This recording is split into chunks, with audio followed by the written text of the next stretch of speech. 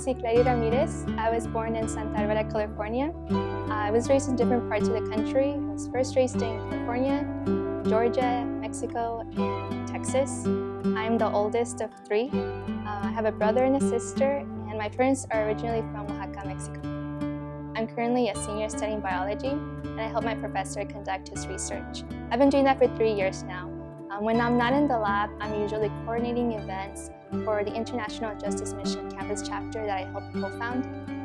Our focus is to raise awareness about human trafficking and to empower students to become volunteers in the community. For example, becoming volunteers at a shelter for battered women and victims of human trafficking. In April 2011, I was going through a rough time, and it was during that same time that I came across an university booth, and they told me about this 24/7 prayer tent, and I thought that was really strange. It was different, so I decided to check it out one night, and I purposely took my bike just because I thought that if I felt uncomfortable getting off, I could just pass by. But all of the people there were staring at me because I was the only person there, so I kind of had to get off.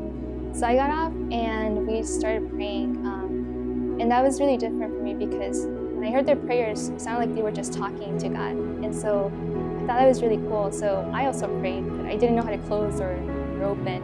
So I really liked that, so I returned to community engagement with university, and that's where I met Lisa Jacob, and she took interest in me, and I thought it was strange. So I thought that I was her project, that I had to impress her. But I started seeing that she really did care for me and that she wanted to help me in this walk with God.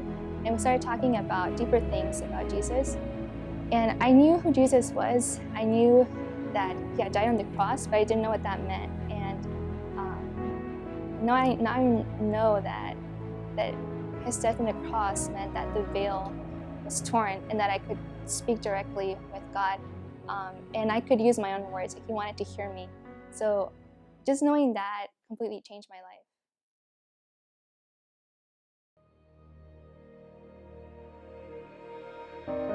That same year, I started going to Loft, and the church was offering rides from campus to the church. And the same person who picked me up that day, I saw him with a microphone on stage, and I was waiting for him to get off stage, but then I realized that he was the actual pastor, that Sam was the pastor. And so then after service, I saw how everyone was talking to one another, and how close they were to one another.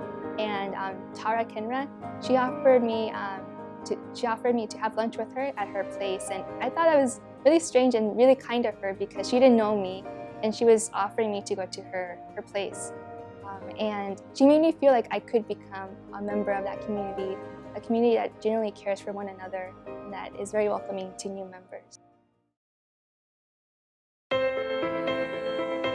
So in 2012, I asked God to really grow me in Him, and He answered my prayer. He opened up an opportunity for me to go to Bombay through Loft. In Bombay, we worked with Bombay Teen Challenge, which is a ministry that works in the red light district to rescue girls out of sex trafficking. It was such an incredible blessing to be there. On the very first day, one of the girls signaled me to stretch out my hand, my arm, and so I did, and she placed in my hand a bracelet that said forgiven. That was such a beautiful moment because I had always struggled with guilt and shame, and God was reminding me that I was forgiven, that Jesus had paid it all.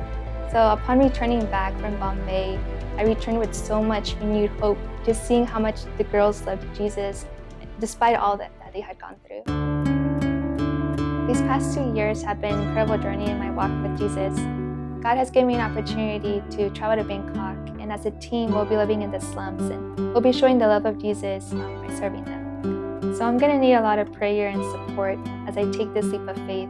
I pray that God will use me to minister to the people that I meet there. One of my favorite Bible verses is Psalm 94:19. In the multitude of the anxieties within me, your comfort still at my soul.